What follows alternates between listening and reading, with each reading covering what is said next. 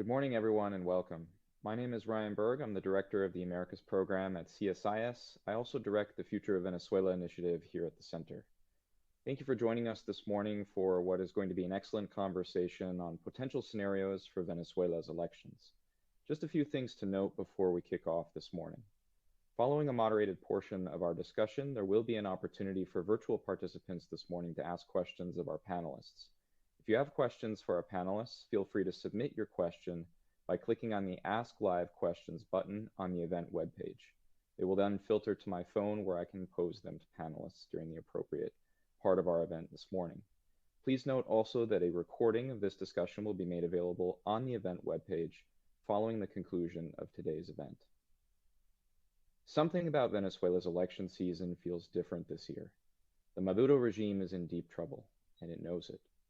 Reaching into its usual bag of tricks, the regime has taken an array of measures to subvert the upcoming presidential election. The regime has violated the Barbados Agreement when it disqualified key opposition figures from running. It has harassed, arrested, and intimidated opposition leaders and activists. It has tampered with voter registration and manipulated voting procedures to favor pro-regime outcomes.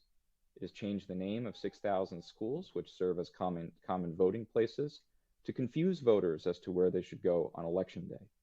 It retracted its invitation to the European Union to observe the election, leaving a skeleton crew from the Carter Center as likely the only organization to issue a public report. And through its control of the National Electoral Council, it has changed the rules regarding witnesses at voting booths in an attempt to ensure a higher percentage of those are left without opposition witness. Approximately 69,000 Venezuelans abroad will be able to exercise their constitutional right to vote. The rest of those in Venezuela's nearly 8 million forced to leave the country will not be able to participate because of arcane rules and arbitrary registration rules imposed by the regime. However, despite all of these things, it is clear that these elections will be far from free and fair. And despite it all, two things remain as clear as ever. The opposition is competing effectively, and Maria Corina Machado is a generational political figure. She's arrived at campaign events by evading regime blockades, to arrive in multiple cars, by motorcycle, and my personal favorite, by canoe. And the rallies are massive, throngs of people as far as the eye can see, as she travels the country in support of her replacement candidate, Edmundo González Urrutia. It seems these days nearly every campaign event is punctuated by a viral and emotional moment where Venezuelan citizens plead with Machado to help them return their loved ones from abroad and unite the broader Venezuelan family. The polls, too, seem to predict change absent massive fraud by Maduro. A recent poll conducted by ClearPath and Consultores 21 in June 2024 reveals a 21-point gap between Maduro and González Urrutia, as well as a general desire for change that is overwhelming. Two-thirds of Venezuelans want a new direction for the country. And you can see here on the screen one of the slide here of two-thirds of the country wanting a new direction, only one-third wanting to continue under the current leadership of Nicolás Maduro.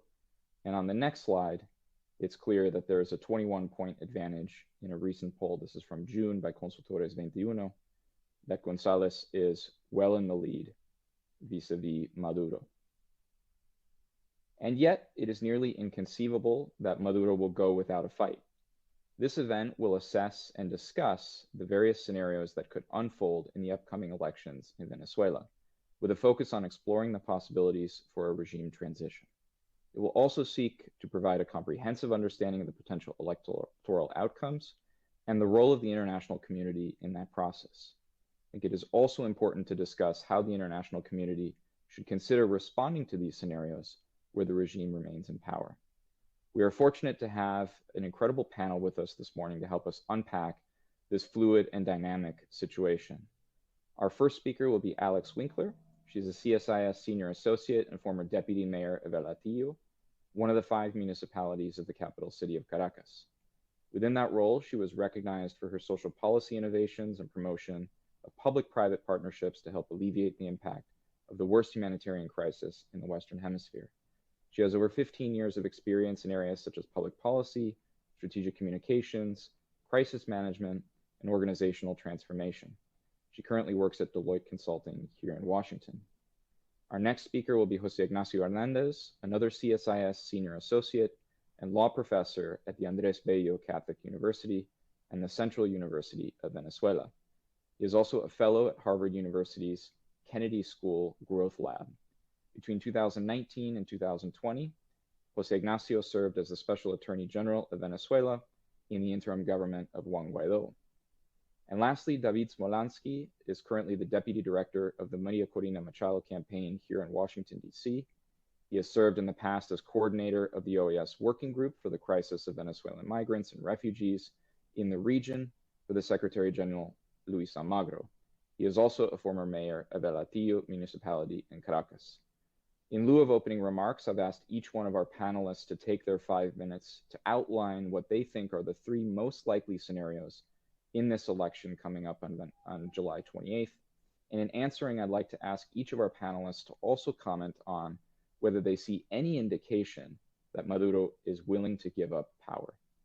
And with that, over to you, Alex, for your 3 most likely scenarios.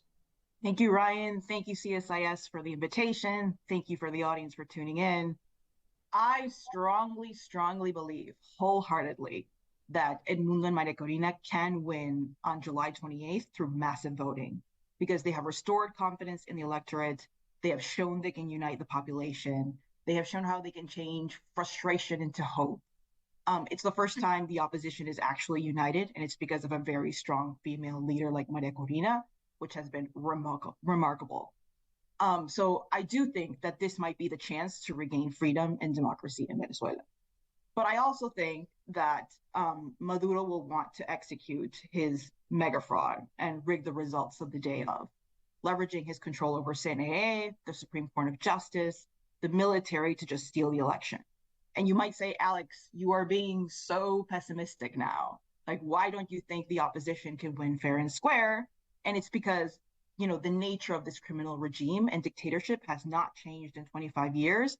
And I still haven't seen signs that they would actually admit defeat. Because why? Because for Maduro, it's easier to steal, where he can perfectly announce an election result in his favor with no documentation or proof. I mean, call this PTSD on my part, but like we've seen so many of those bags of tricks, like moving people from polling centers or moving polling centers, or running Operación Tortuga, which means to kind of slow down those voting centers, or bringing out colectivos and criminals to intimidate people. Of course, there's the risk of, you know, over 200,000 people voting abroad. Those results can be extremely vulnerable. The CNA can choose to delay the results. So many things can happen under the scenario.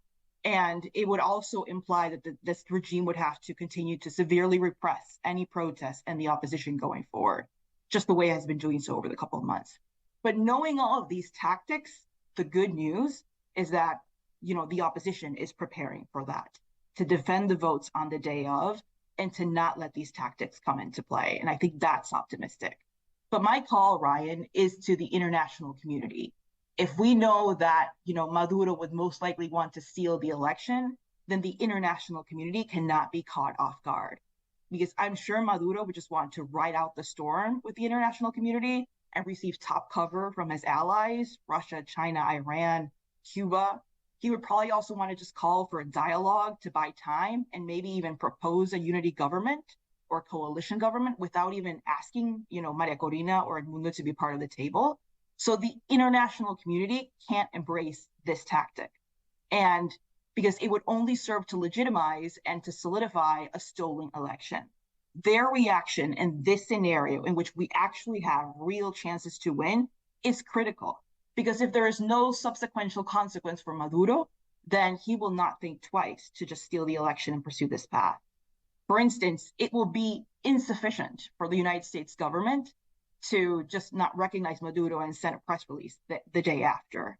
I mean, there should be new individual sanctions package for those who will be committing fraud on the day of the election. There should be more indictments. There should be more restrictions against travel. There needs to be a real consequential action for Maduro to steal the election. And I say this because for the US and the international community, people need to understand that July 28th is practically the second Independence Day for Venezuela, because we have gone, and the Venezuelan community has gone, through a massive and heroic crusade with the election to regain our freedom, to regain our independence.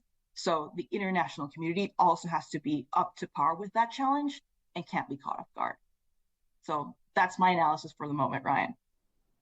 Thanks, Alex. A great way to kick us off with scenarios of mega fraud, a potential national dialogue, and even potentially a unity government, but one that excludes Edmundo and Maria Corina. Jose Ignacio, over to you for what you think are the three most likely scenarios on July 28th, and again, that question of whether you see any indications Maduro is willing to give up power. Well, thanks again, Ryan, for organizing this conversation. And I will rely in some of these scenarios that Alexandra pointed out. Basically, there are three scenarios for July 28th. Edmundo Gonzalez wins, as the major opinion polls are suggesting. The second, Nicolás Maduro is able to execute his continued fraud with a proclamation as elected president, but that paved the way to a major political crisis, and as a result, a new election, this one, free and fair. This is precisely what happened in Venezuela back in 1957 with a fraudulent referendum promoted by the then dictator Pérez Jiménez. Third option, Maduro execute his fraud, and somehow he's able to retain power.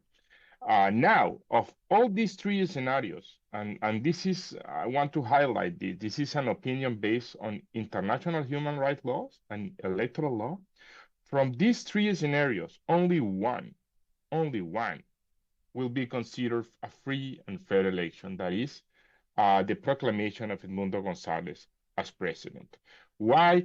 Any other outcome that result in Maduro's reelection will be consequences of a continued fraud that Maduro has been implemented with gross human rights violations. Therefore, any reelection of Nicolás Maduro will not result in a fair and free election. On the contrary, will result in a contentious election. And I would highly recommend a book by Professor Pipa Norris, in which he explained how contentious elections can pave the way, not only to violence, but to international recognition. So any scenario in which Maduro is reelected will not provide Maduro with legitimacy and recognition that he really wants. And I want to finalize with a brief remark.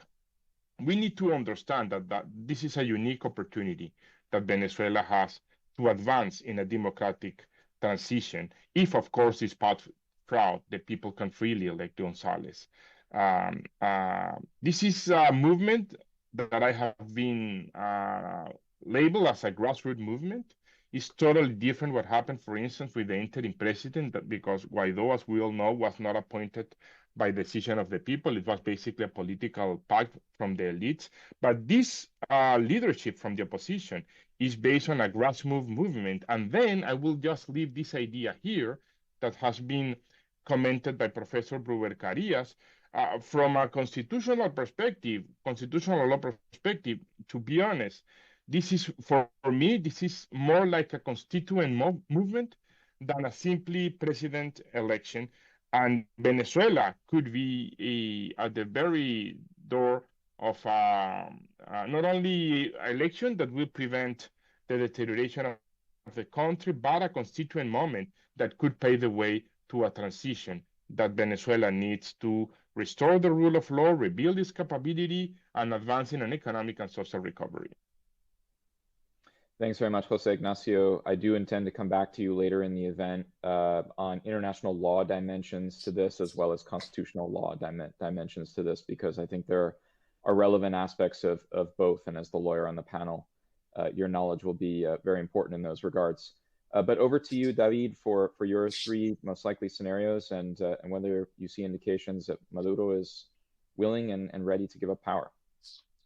Thank you, Ryan, for inviting me, and it's an honor to be here only 13 days ahead of July 28th, and say hello to Alexandra and Jose Ignacio, and thank you, CSIS, for organizing it.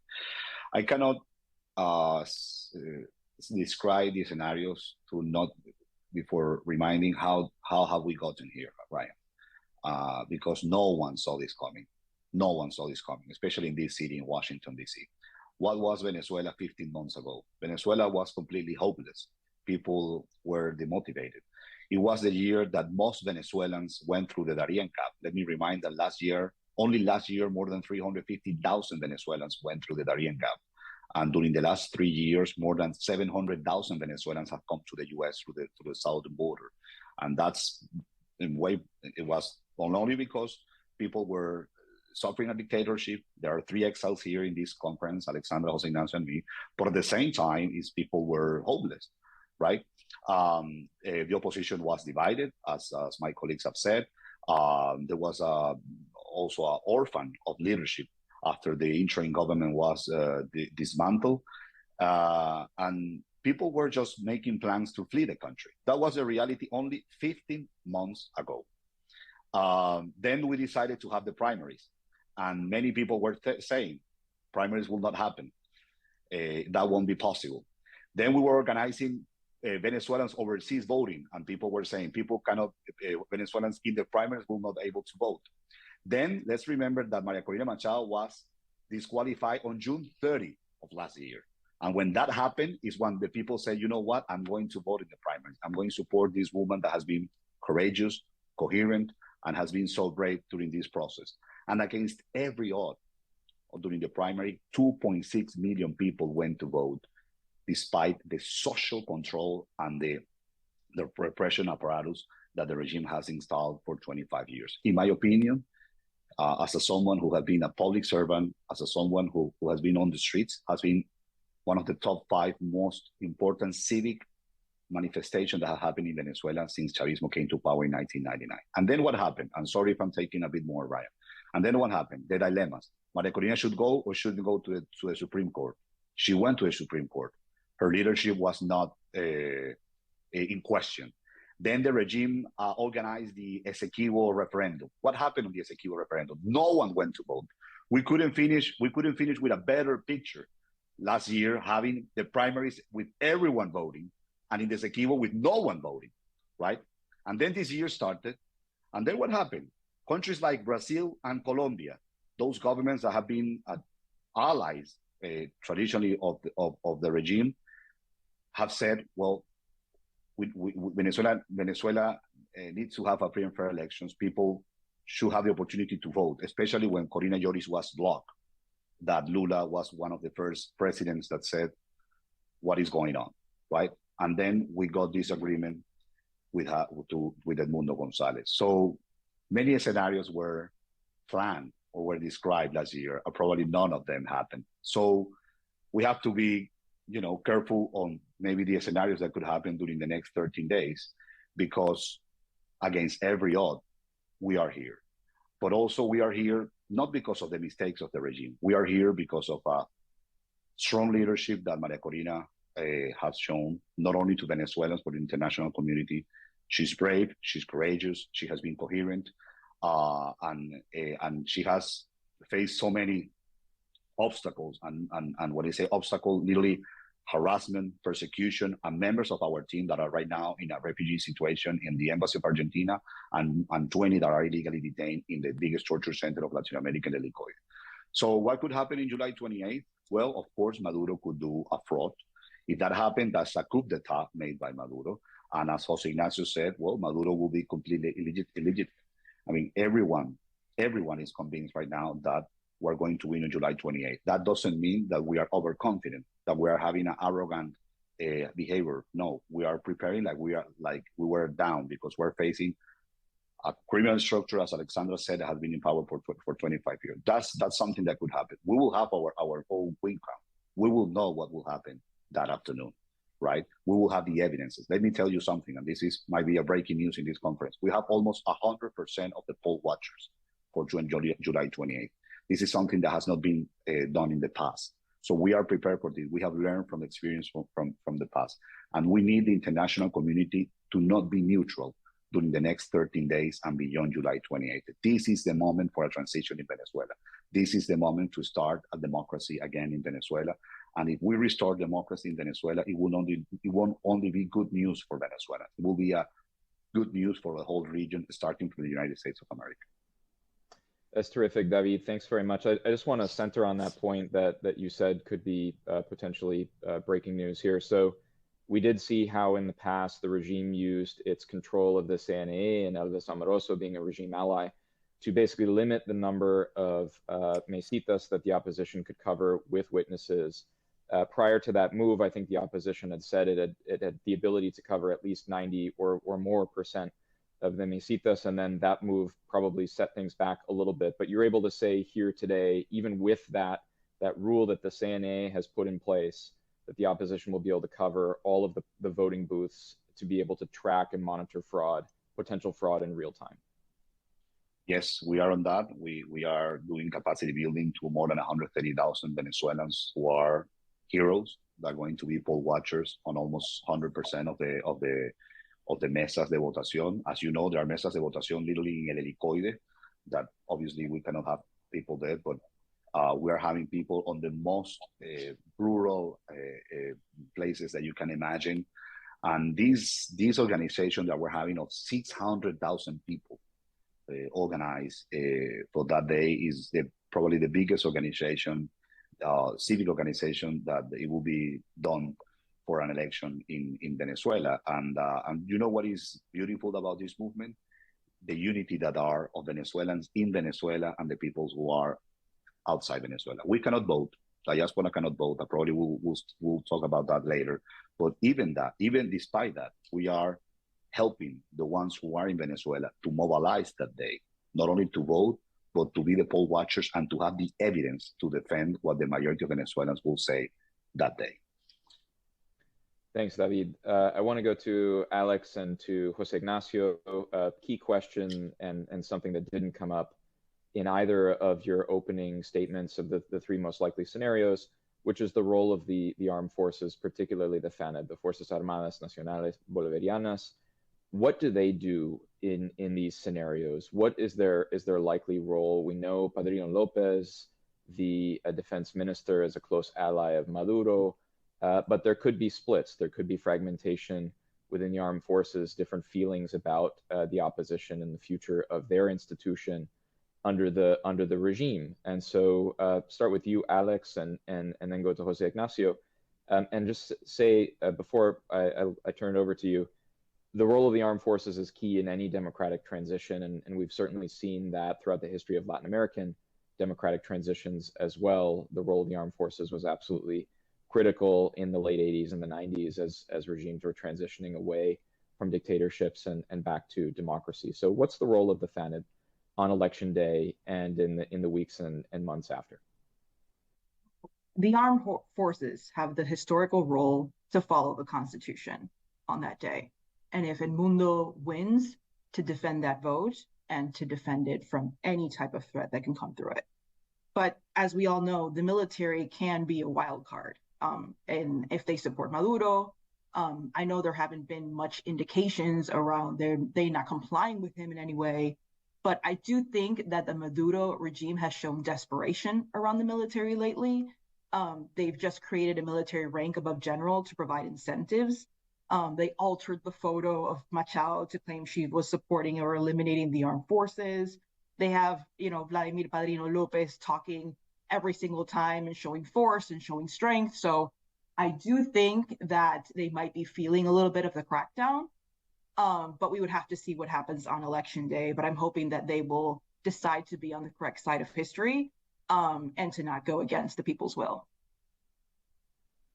That's a great list, Alex, and thanks for bringing that up as well. I would add to your list that there was a kind of publicly coerced confession of support for the regime from Padrino Lopez as well. So clearly the Maduro folks are a bit nervous about where the FANEB stands yes. on election day. Jose Ignacio, do you see, what role do you see for the FANEB on election day and in the weeks and months after? Well, the first consideration that we have to make is that the army doesn't have the capability even to fulfill with its most essential task, which is to preserve the integrity of the Venezuelan territory. We are not before an organized, strong army. We are before a disorganized, weak, and a very low capability institution. So from that side of the equation, to be honest, the army has a very low capability to avoid or impede a massive turnout on the election, and as I say, a sort of constituent movement triggered by the election. And on the other hand, the good news here is that there's only one thing that we should ask the army: do nothing, which, by the way, is quite easy, meaning that do not interfere in the outcome. I mean, you can fulfill your role of protecting the election polling stations, but besides that, do not interfere in the people's willing. And because we have a weak, unstable, and very fragmented army, I'm totally sure that it's going to be quite easy to follow up this basic mandate. Do not interfere in the people's will. Thanks, Nacho. David, let's go to the diaspora, which is almost 8 million. You mentioned in your remarks, most are not going to be able to vote. Again, another element of the regime's suppression and alteration of the conditions to be unfree and unfair in this election. Those who are able to vote, and I mentioned in my opening remarks, it's about 69,000 or so who have managed to meet all of the arbitrary and arcane requirements that the regime has imposed on those living outside. They will vote manually, it's my understanding. They will not vote at machines that Venezuelans in country will vote at. What's the danger there in terms of a manual vote? Some in the diaspora have expressed to me concerns that there could be alterations of some of those manual votes because you don't have the paper trail of the machine. The danger here already happened, and the damage was already made by the regime, and it's an atrocity. And for me, that's the most concerning thing that has happened during this campaign, alongside with the of course illegal detention and repression towards members of the campaign, is that right now Venezuela, we are 8 million migrants and refugees right from Venezuela, which is, by the way, larger than Syrians or Ukraine. So we are the largest migration refugee crisis in the world. I want to remind that. And 5 out of 8 million people, approximately 5 out of those 8 million people, are 18 years old or older. So we could vote, right? And the regime did not allow us to do it. And that's approximately 20% of the electoral population for this election. So when we talk about fraud, we need to understand that the fraud, it is not implemented during the day of the election. The day of the election is the last day of the fraud. It is planned before. And one of the main obstacles that we are having, of course, is having 5 million people that cannot vote. I saw elections in Mexico recently. Mexicans overseas were able to vote. I saw elections in Dominican Republic recently. The Dominicans were able to vote. And we have seen other elections across the world. This is a year of many elections across the world where the diaspora normally could vote. It is not our case. This is an atrocity. We have expressed this situation to for example, Inter-American Commission on Human Rights, which has made a statement. Also, we expressed that to the fact-finding mission of the United Nations and through different human rights organizations. But even though we will not be able to vote, Ryan, that day, we will have a voice. And we will have almost 80 cities across the world that we will see Venezuelans gathering, right? And peacefully be together in cities like Madrid, Miami, Bogota, Lima, Buenos Aires, Santiago de Chile, Washington, D.C. as well, New York. So we are doing that for July 28th, but at the same time, hundreds of thousands of people that are outside Venezuela, Venezuela migrants, I meant to say, are helping with the mobilization to have people voting from very early on July 28th. So we will not be able to vote, but we will have a voice, and that voice will be very loud.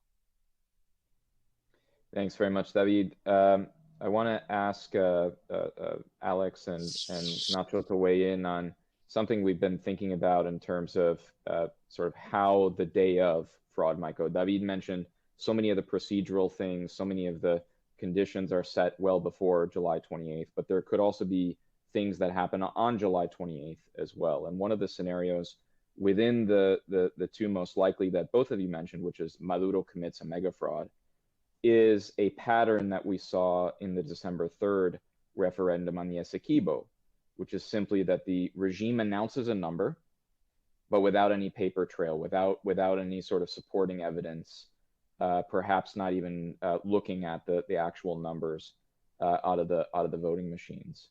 So I wanted to ask both of you, what happens in that scenario? What should the opposition do? What should the international community do to respond? Again, I mentioned in my opening remarks, there aren't too many election monitors there on the ground, just the Carter Center with a skeletal team. The UN has an accompaniment mission, but they're not going to issue a public report. So what should be done to sort of document this, and also what should the response be? Because it seems to me in the mega fraude scenario, there may well not be a paper trail. There might simply be an announcement of the numbers. So Alex, why don't you go first, and then Jose Ignacio. Marks, Ryan, I feel that the community response has to be strong. There has to be consequences. Days left. Make sure you have your sanctions package ready. Make sure that you have your indictments ready. Make sure that you have restrictions on travel ready. We already know who could be the possible people who would conduct the fraud that day. We already know who are the people who are violating human rights since the very beginning of this campaign starting, even before the primaries. So I emphasize this because what I wouldn't want is for the next day just to be a press release from different countries around the world saying that they are very worried about the results and what happened and that they stand with the Venezuelan people. Stand with the Venezuelan people with true actions and with different strategies.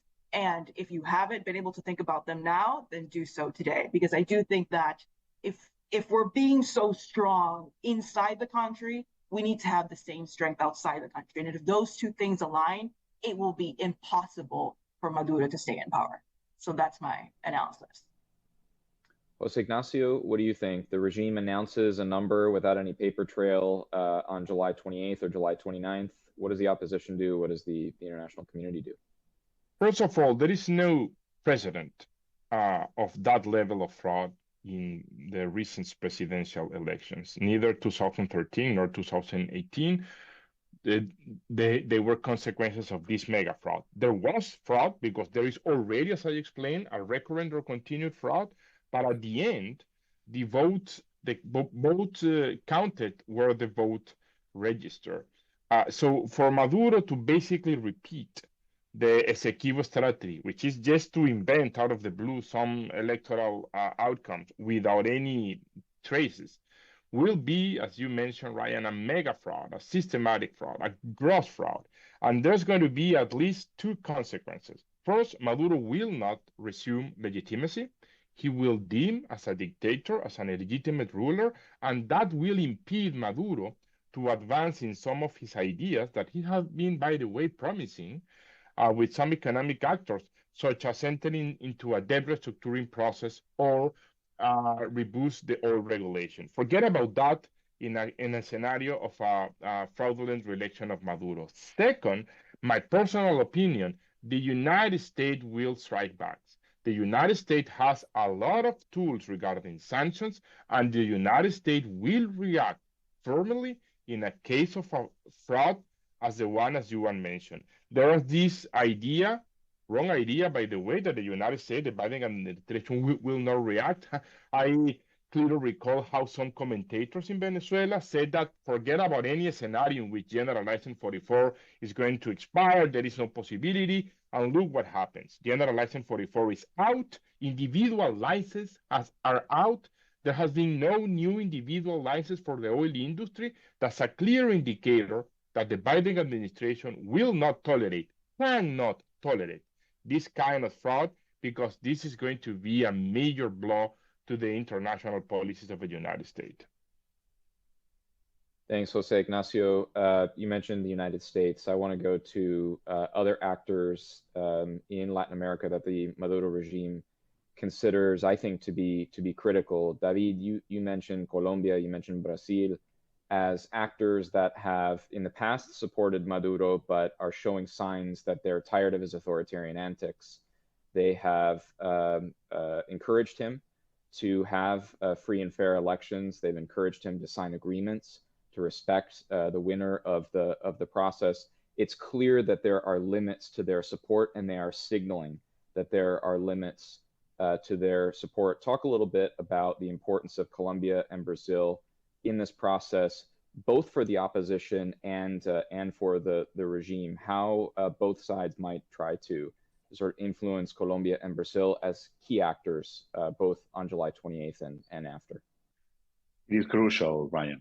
It is crucial. I cannot put another word. The role of Colombia and Brazil, who are our neighbors, that we want in a transition to have our best diplomatic relations with our neighbors. We want to have a strong economic cooperation with our neighbors, and especially we want to coordinate with them all the attention and protection of Venezuelan migrants and refugees that are in those countries. Let me remind that in Colombia, there is at least 3 million Venezuelan migrants and refugees, by far the largest Venezuelan community overseas. And Brazil, more than 500,000. Actually, during the last year and a half, Brazil has been the country that has increased the most on percentage, receiving Venezuelan migrants and refugees. Approximately more than 100,000 Venezuelans have gone to Brazil during the last year and a half. So it is crucial what Petro and Lula could do during the next 13 days, July 28th and beyond.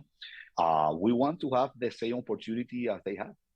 Lula was elected president because the majority of Brazilians elected him, right? And also Petro, which, by the way, Petro was disqualified, as Maria Corina is disqualified now. And Petro, his political rights were reinstated after the Inter-American Court decided in favor of him. And that is why he could run for president years after. So it's crucial. They know that the vast majority of Venezuelans want Edmundo González as president. They know that the vast majority of Venezuelans trust in Maria Corina, and especially they know that the vast majority of Venezuelans want to live better, want to have a transition for democracy, want to have access to justice, want to have access to water, to electricity, want to have food, because they are the ones who are feeling the most the crisis. What will happen, Ryan? Sorry. What would happen if Maduro prevails? It will be a new immigration wave. And which will be the countries more affected of that? Well, Colombia and Brazil, because many of those Venezuelans, if Maduro prevails, will go to Colombia, Brazil. So we will be talking in a conference next year that it won't be 3 million Venezuelan migrants in Republic of Colombia, but 4 million. And in Brazil, probably approximately 1 million. So, I mean, as I said earlier, the restoration of democracy in Venezuela, it's not only good news for Venezuelans, it's good news for the region and especially for our neighbors. Terrific, David. And I'll reference a poll that we've all seen in recent months. I believe it was done by Pax Sapiens and a local pollster in Venezuela, which showed an overwhelming percentage of Venezuelans saying that they would consider coming back to Venezuela if there were a genuine democratic transition. On the flip side, to your point, David, many Venezuelans saying, I have to consider leaving if it's going to be another 6 years of Maduro, because there's just such a falta de esperanza, a lack of hope if he maintains power until 2031. So I want to ask Alexandra and Jose Ignacio, you both have looked at and written about for CSIS before Maduro's authoritarian allies, the role of the authoritarians. We've talked a lot about Venezuela on the ground, in terreno, right? But we haven't talked about some of the international actors that he can bring to bear in his way of approaching this election. What is the role of the international allies that Maduro has, the Chinas, the Russias, the Irans of the world? Is it diplomatic cover? Is it something more? Is it regime security? What do you think is going through their minds as they see Venezuela and the regime approaching the election day? Yeah, Ryan, I feel that they're already playing a role. They're not waiting for July 28th because they've been starting to show more strength. A Russian warship arrived on Venezuela's coast hours after Nicolás Maduro announced that he wanted to renew talks with the United States. So that's when I say the international community can't fall for la concha de mango, can't bite that trap. Russia participated in Venezuela's Independence Day, their military parade on July 5th. And I'm sure Russia, Cuba, China are just going to go behind the many disinformation campaigns the day of the election, sowing fake news in social media and across different outlets. So, and of course, they will provide him top cover to surf the international community's reaction, and maybe even to continue curtailing more sanctions. But I do think that they are already playing a role, and their role is to be showing strength, and their role is to be creating more of a geopolitical crisis on this side of the hemisphere, considering also what's happening on the other side of the hemisphere. And our allies have to prepare for that as soon as possible. Thanks, Alex. Jose Ignacio, what do you think the role of Maduro's international allies are? And I'll go a bit further than what I asked Alexandra. Do they have a role on election day more than just kind of narratives and potential disinformation campaigns? I do not think that Russia and Iran are interested or even able to broadly interfere on the election day. They have been supporting Maduro, yes. For Russia, this is a sort of geopolitical minor game in a broader board game, but they will not have the capability or the intention to openly interfere on the election day, meaning that if the willingness of the people is able to express as a poll result, they will do nothing to prevent González election. But of course, as Alexandra explained, they have already played a major role supporting Maduro. A total different actor, in my opinion, is China. China doesn't have a major geopolitical interest in Venezuela. I will say that the main concern of China is how to collect its debts in the country. And maybe China is aware that the only possibility to collect its debt is with new governance rule in the oil industry. And of course, with Maduro as president, it is impossible to think in governance rule. So eventually China will be not necessarily concerned in a scenario in which González is elected president, because that could pave the way to collect its debt, that, by the way, is not as much as it was back in 2018 and 19, and probably China is not longer the biggest creditors of Venezuela. Thanks, Nacho. I want to remind listeners, virtual participants, that if you've got questions, we will transition soon to a period of Q&A. On the event webpage, there is a button that says Ask Live Questions. Go ahead and put your question in there. And we've already had a couple questions filtering to my phone that I will tee up in a couple minutes.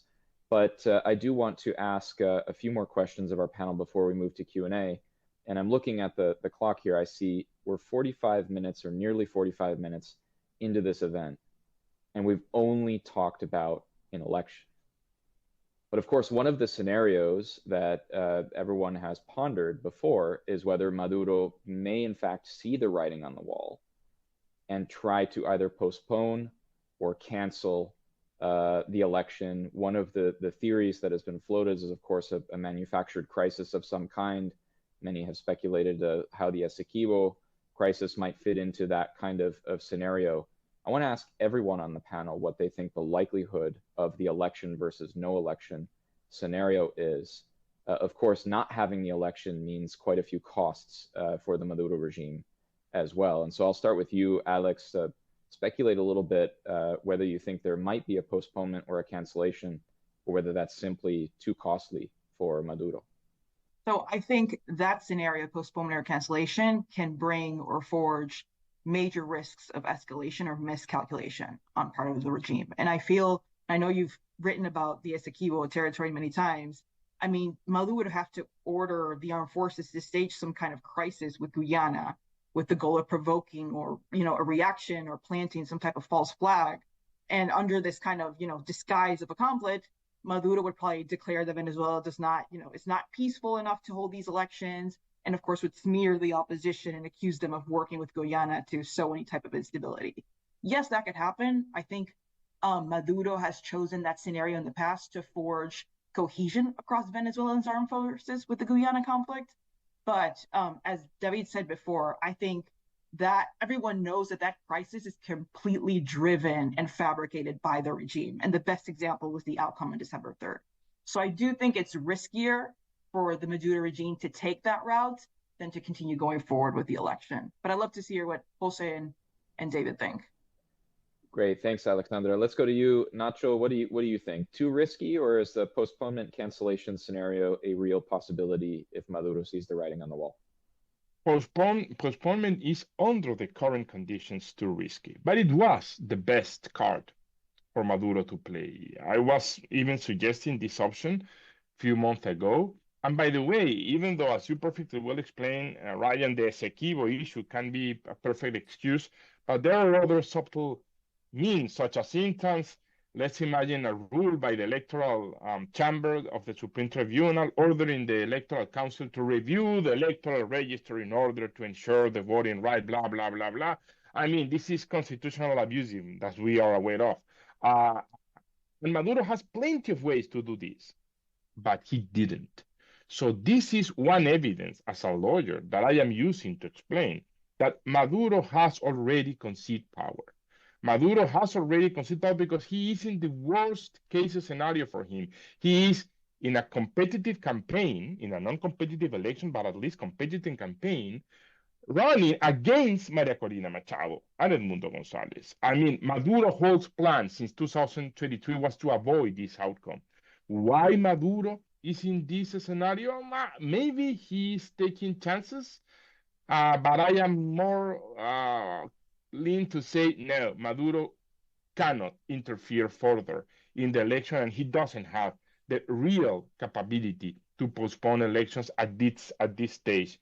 So for me, postponement is not longer a probable variable to consider. Thanks, Nacho. David, I think that there's, we focused on the Essequibo, Alexandra and Nacho focused on Essequibo a little bit, but there are plenty of other excuses the regime could make, and there are certainly noises and trumped up charges that they've been pursuing. Immediately it comes to mind is this so-called white bracelet investigation and alleged assassination plot against Maduro, but there are many others. It seems like every day Tarek William Saab is out there in a press conference spewing some kind of a spurious allegation. So what do you think the chances are of postponement or cancellation, or is that too risky? We don't rule out any other scenarios. That's postpone the election for any reason that Maduro invents, of course, makes up. We don't rule out that they could go after Maria Corina and Edmundo Gonzalez. I mean, I want to be clear here that their life and their liberties are in risk every time that they do a rally. Maria Corina has rallied the country banned from taking a plane. Any place that Maria Corina and Edmundo go and have breakfast or whatever, those places are shut down by the regime. So, I mean, they could go after Maria Corina and Edmundo. They could go against the voting card of Edmundo, right, to create more confusion. So people, when they vote, that it will be invalid. So we don't rule out those scenarios, but that's a responsible thing. But as I said, I mean, we were in a position that no one saw that we will be here. But just one thing very quick, Ryan, on the international actors that support the regime. Cuba is having probably its worst moment since the special period in the 1990s. More than 500,000 Cubans have fled the island during the last 3 years. They are not in the position that they were in the past supporting Venezuela, and they're not receiving the money that they used to receive from Venezuela. Then you have Russia deeply involved in an invasion for more than 2 years, an atrocity that they have done to the Ukrainian people. I'm not saying that they cannot interfere or that they cannot influence, but they're having their own issues on that. Then you have Iran, which its president died weeks ago from a helicopter crash, and they have to do the elections and take care of the internal situation, not mentioning also the conflict that is going on in the Middle East, right? Since it started in October 7th with the terrorist attack by Hamas. And China has not given a cent to Maduro since 2018 and has not given also money to Cuba that was recently requested. So I'm not underestimating those actors. We know about how, autocracies interact by themselves. They interact way better sometimes than the democracies, but they are not Maduro is not having the international allies in a position that they used to have. And that might be a unique opportunity for us that could help a transition. Thank you, David. I'm going to transition to Q&A from the audience, but before I tee up the first question from the audience, Nacho, I promised I would come to you at some point during the event. You are the lawyer on the panel. Quickly respond to any, or let us know, inform us about any aspects of the Constitution that will be relevant on Election Day and in the weeks and months after, or elements of international law that you'll be paying very close attention to with respect to how things play out. Well, there are indeed too many aspects of the Constitution that, of course, I cannot address in this moment. But I want to highlight that even though the Constitution doesn't have any relevance in Venezuela, it does have relevance abroad. We just have to read the decisions by the Supreme Tribunal in the United Kingdom or District Court here in the United States. But from the constitutional law perspective, the key message is this.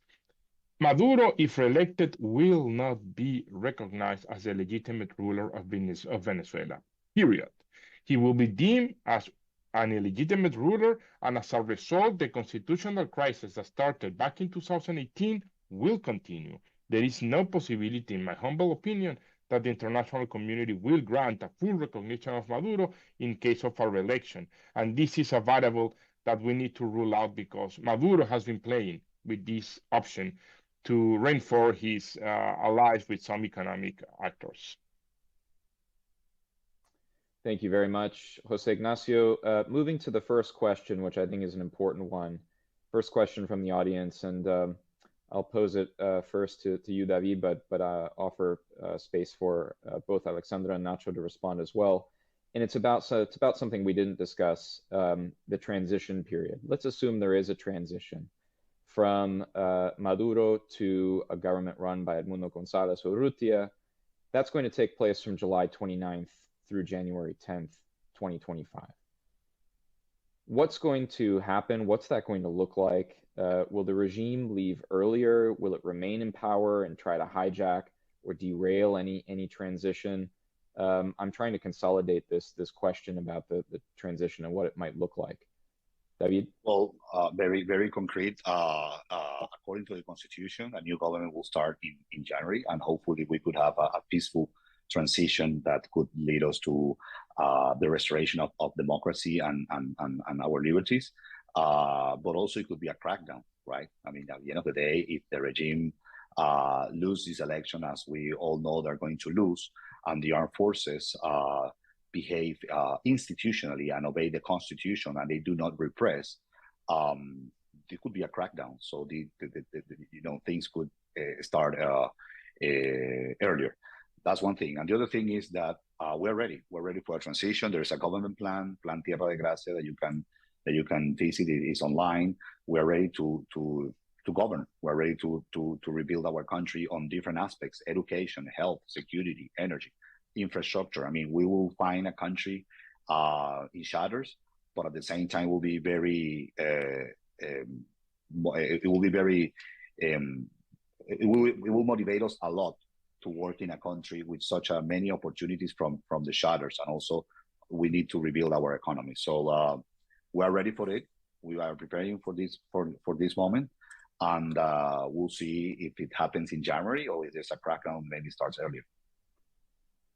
Thanks, David. And I will note for listeners, before I go to Alex, we've been privileged to have Maria Corina Machado twice at CSIS, and if listeners are interested in hearing more about the Plan Tierra de Gracia, they can go to watch either of those videos where she speaks in detail about some of those elements of the plan. Alex, over to you. What does the transition period look like? Ryan, I wanted to add briefly to what David said. Absolutely agree. If there is a peaceful transition, what I do think is going to be critical is to regain control over the territory. I mean, that needs to be priority number one. And as CSIS has documented in the past, there are so many armed irregular groups, criminal groups, foreign groups that have been given a license to operate freely by Maduro. And I think those are the ones who might want to cause turmoil. So if we have the military on the side of Edmundo, and they're deciding to follow the will of the people, I do think that more support will be needed in order to control those groups and to neutralize those groups.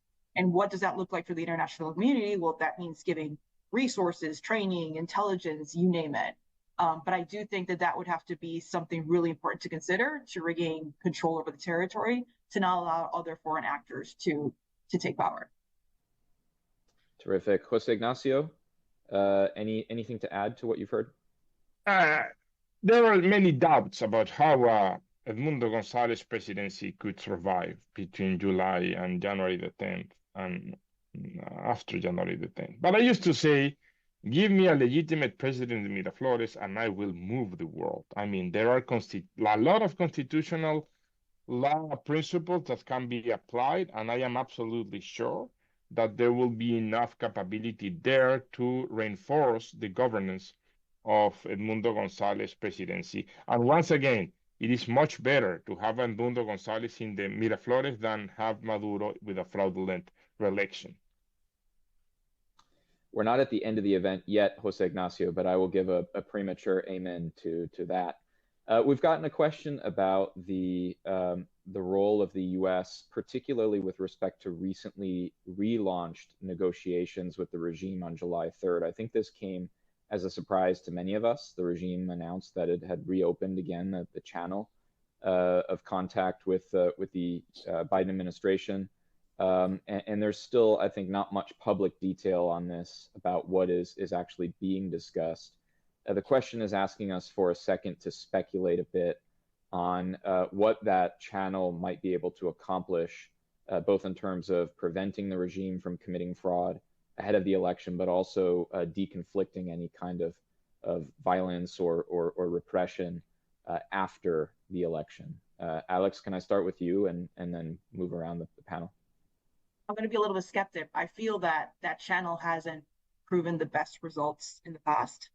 I feel that that channel has kind of bitten the trap of the dialogue, which Maduro always kind of brings up every time he sees himself in a rabbit hole just to buy time. I hope that if they are going to use the channel of diplomacy and dialogue, it's to make sure that conditions are stable for Maria Corina and Edmundo to actually become a transitional government. I think that no other negotiation is valid at this moment. And the further that they decide to go down the rabbit hole with Maduro in these conversations, the more we will probably be detached from the aspect of being able to regain the country again. So I'm a little bit skeptic about that specific channel, but hopefully it will render better results. David? Well, as Maria Corina has said, Ryan, we are not part of that negotiations. It's bilateral talks between the U.S. Government and the regime. But what we have said, and Maria Corina has said it many times already, is that we are ready to have a real negotiation with the regime that could lead a peaceful transition to Venezuela, that we are able to even study safety nets for the regime. But time is ticking. I mean, for them, it's better to have a real negotiation before July 28th or afterwards. So we'll see. Nacho, anything to add about the channel? I will rely once again on evidence as a lawyer. There are many indicators that allows us to conclude that Biden administration will not tolerate any fraudulent behavior, further fraudulent behavior from Maduro. General License 44 expires against all the lobby that was made to justify why that license should prevail. Second, OFAC has not granted more individual oil licenses, and that's a big indication that Biden administration will not improve Maduro's position under the current situation. And third, a very interesting, last week, the decision adopted by OFAC against Tren de Aragua, which is a clear indication that the Biden administration is aware that the only problem that we need to solve in Venezuela is not how to bring democracy back, but how to bring the state back. So those evidence for me are strong enough to rule out any scenario in which this channel between Biden and Maduro are intended to convalidate any fraudulent re-election of Nicolas Maduro. Ryan, and if I may, because I know we're about to end, there are two very intense conflicts going on right now in the world. Gaza, Middle East, since the terrorist attack of October 7th made by Hamas, and of course, Ukraine on the war. If there is a foreign policy victory that the US could have quicker than those two, is Venezuela, and is closer to the country. So that's one thing. And the other thing is that this year has been the year with most elections in the history. We have seen elections in India. We have seen elections in the UK. We have seen elections in France. We have seen elections in Mexico. We're having elections in the US in November. And the elections in Venezuela have gone under the radar because of so many elections across the world. Maybe the most important one will be the one that will be in Venezuela. So let's not keep that out of on the radar. That's perfect, David. I was going to ask everybody on the panel to have 30 seconds of closing reflection, so that's a great place to end for you. Alex, 30 seconds, and then over to Nacho. It's the second Independence Day. We know that Maria Corina and Mundo can win.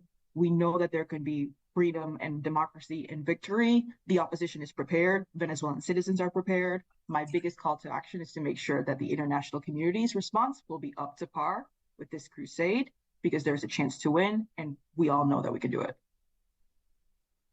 Thanks, Alex. Nacho?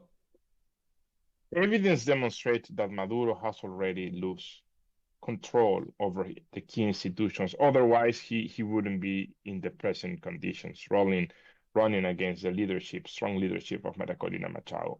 The only outcome that will prevent a contentious and illegitimate election will be the proclamation of Edmundo González as president, as elected president. We need to rule out any possibility that a re-election of Maduro will pave the way to a normalization of Venezuela. That is simply not an option.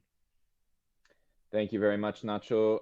This has been a really enriching discussion. I think we could have gone on for far, far longer. It's clear that the situation in Venezuela is very fluid and dynamic, but also it's clear that the opposition has a very real chance of winning and prevailing and engaging in a democratic transition. This year in Venezuela, as all of our panelists have remarked, a situation we did not imagine to be in just a year ago this time. So things have really progressed well for the opposition in Venezuela.